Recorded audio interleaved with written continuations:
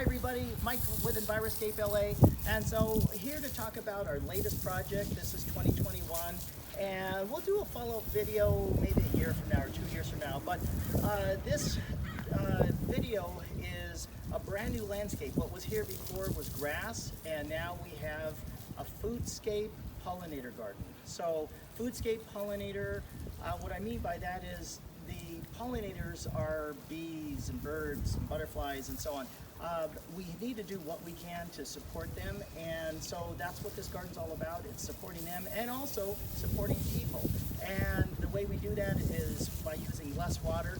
So let's start out with what used to be here before. What used to be here before was grass. And grass, it's nice, but we have a lot of it, and there's a park a block away.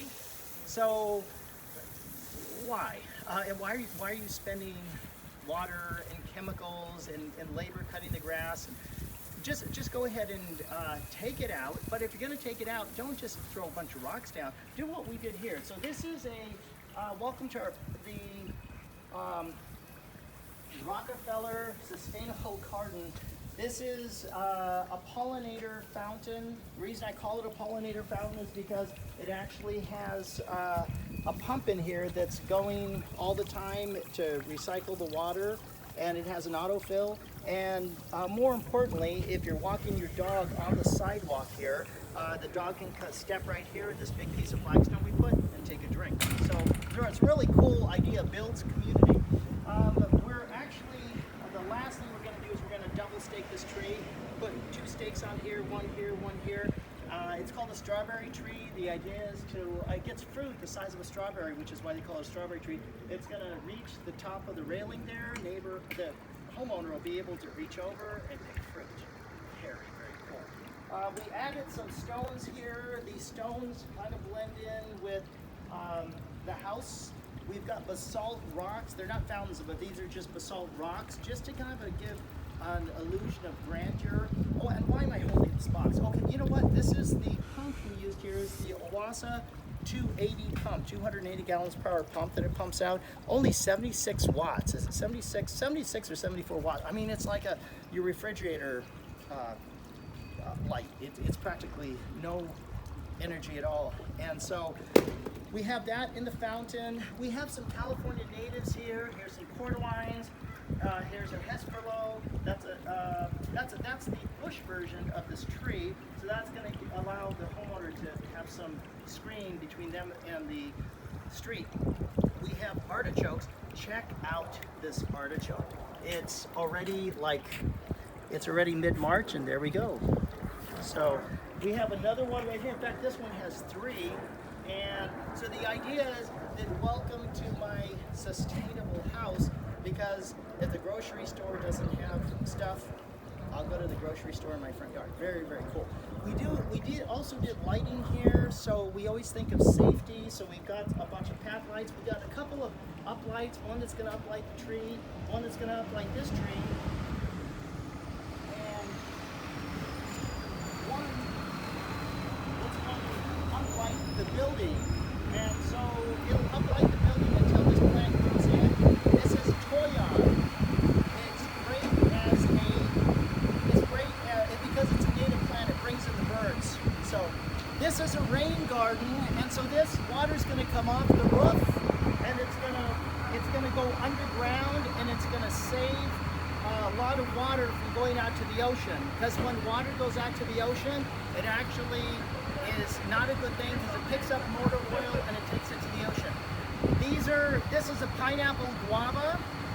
These are alostriatas, Mexican sage, Salvia bonbon. These guys look like, they actually look like lavenders. Lavender is a California-friendly plant, but it is not native, and so I wanted to go with as much native as possible. Here's another native, white sage. These are not native, but they're very, very cool. These are apple trees. This one actually has 3 different types of apples grafted into it, and it's already, these are the golden Dorset apples. Check those out. They're just getting started. Brand new tree we were able to put, and then as soon as those are harvested, then the middle one here, which is the Anna apple, that'll start producing. As soon as that's done producing, then this one's barely getting started. This is a Fuji, and then we We got a couple of Fujis on the side because those are amazingly tasting trees. If you're not going to use natives, use California friendly. What is a California friendly? A California friendly plant is a plant that doesn't require a lot of water, and it'll feed more of the ecosystem. The tree right here doesn't look like much now. It's going to start producing buds. This is the famous Pakistan mulberry. If you love blackberries, this is like a 6-inch long blackberry. It's wonderful, wonderful fruit on this. I call it a candy tree. A lot of people call it that. And then we have a bee house. This thing right here is going to be home to our native mason bees. We need to help the pollinators as much as we can. And then we have an herb garden right here. So this is going to be serviced by drip irrigation. So as the homeowner walks out, we've got some peppers here, some basil, cilantro, really cool stuff. So just wanted to show you, there's probably, what, 500-600 square feet here. It's tiny, but hopefully I'm inspiring you what you can do in a small area. And so we've got the natives, we got the California friendly plants, being drought tolerant, or we've got fruit trees. And then add a little bit of interest with some stonework. These basalt rocks columns here just add so much to the house because they kind of blend in with everything that's going on here. But we're just about done. Like I mentioned, we're going to double stake this tree and then we're done. And we got the lighting in, and I explained that. And most of all, there's one takeaway from this whole video. Make sure to install bark. You never, the biggest no-no in landscaping is to just have dirt. What you want to have is you want to have mulch, because the mulch feeds the mycorrhizal fungi. The mycorrhizal fungi actually excretes the soil organic matter that it consumes, and that's what plants eat. So if you want your plants to eat, put the mulch down. Okay, and it looks great, helps it to be